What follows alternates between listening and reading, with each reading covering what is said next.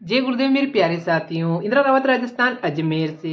प्यारे साथियों, एक गांव था जिसके अंदर एक धनी सेठ रहता था और उसके बहुत बड़ा सारा बंगला भी था। तो उसी गांव के अंदर एक भिखारी था जो कि घर घर जाकर भीख मांगता था और उस धनी सेठ के गेट के बाहर भी आकर वो भीख मांगता था और वहां पे अधिकतर वो बैठ जाया करता था। लेकिन धनी सेठ कभी भी उसको कुछ भी नहीं देता था और उसको हमेशा उसको चिल्लाता रहता था और यहाँ तक कि गालियां भी देता रहता था और उसको बोलता था कि तू जिंदा ही क्यों है, तू मर क्यों नहीं जाता, तुझे शर्म नहीं आती है और तू रोज रोज भीख मांगता रहता है। तो इस प्रकार के उसको ताने देता रहता था। लेकिन वो भिखारी उसको कुछ भी नहीं कहता और बस उसको ऐसे कहता कि भगवान तुम्हारे पापों को क्षमा करें, और इस प्रकार कहकर वो आगे निकल जाता और इसी प्रकार वो घर घर जाता और भीख मांगता और यही सिलसिला चलता रहता था। वो जब जब भी आता भिखारी उसको ताने ही देता या उसको भला बुरा ही कहता और यही सिलसिला चलता रहा। तो कुछ टाइम बाद में एक बार धनी सेठ को अपने व्यापार में बहुत बड़ा घाटा लग गया था और उसका दिमाग बहुत ही ज्यादा गुस्से में था।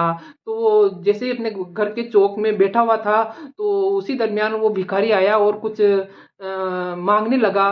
तो उसको बहुत गुस्सा आया और उसको बहुत बुरी तरह से चिल्लाने लगा और जैसे ही उसको ज्यादा गुस्सा आया तो उसने एक पत्थर उठा के उसके सिर में दे मारी। तो उस भिखारी के सिर में चोट लग गई और उसके खून भी आने लगा। लेकिन फिर भी वो यही कहता है, आगे निकल गया कि भगवान तुम्हारे पापों को क्षमा करे। और वो आगे निकल गया। तो ये सुनकर सेठ को बहुत ही अचंभा हुआ कि आज मैंने इसके पत्थर मारी फिर भी ये यही बोल रहा है कि भगवान तुम्हारे पापों को क्षमा करे।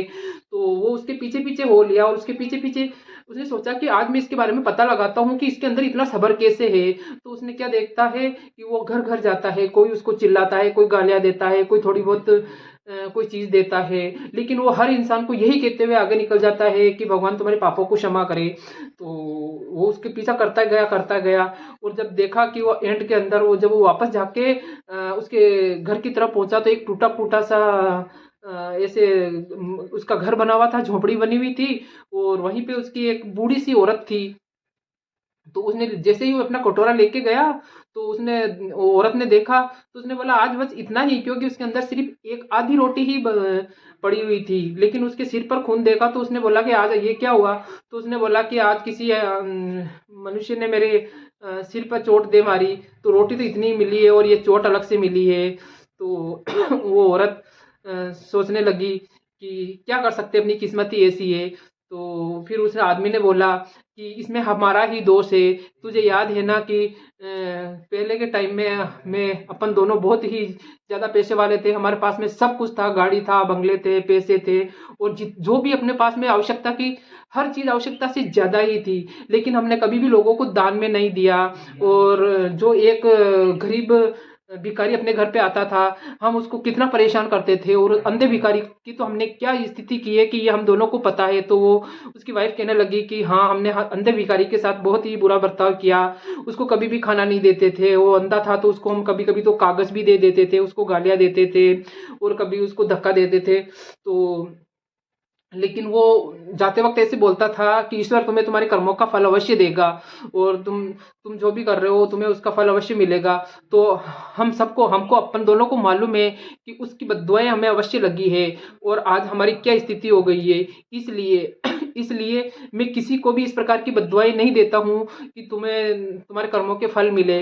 लेकिन मैं हर इंसान को सबको माफ़ी करता हूँ और उनको यही बोलता हूँ कि ईश्वर तुम्हारे पापों को क्षमा करें। क्योंकि मैं नहीं चाहता और आप हम दोनों ये नहीं चाहते हैं कि हमारी जैसी ज़िंदगी कोई और भी जिए। तो ये सारी बातें हैं वो धनी सेठ पास में से सब कुछ सुन रहा था और उन दोनों की बात सुनकर उसके उसकी आंखें फटी की फटी रह गई और उसको अपनी गलती का एहसास हो गया और वो चुपचाप अपने घर चला गया। और दूसरे दिन जब वो भिखारी भीख मांगने गया तो उस सेठ ने पहले से ही गर्मा गर्म रोटियां बना के रखी हुई थी और उसको हाथ जोड़कर क्षमा मांगने लगा कि बाबा मुझे माफ़ कर दीजिए, मेरे से बहुत बड़ी गलती हो गई है और ये आप ये खाना लेके जाइए, और उसको रोज़ खाना देने लगा। तो मेरे प्यारे साथियों, कहने का मतलब है कि अगर हमारे पास में है तो हमें लोगों का भला अवश्य करना चाहिए। क्योंकि जब अगर किसी की आत्मा दुखती है तो ईश्वर उसकी अवश्य सुनता है।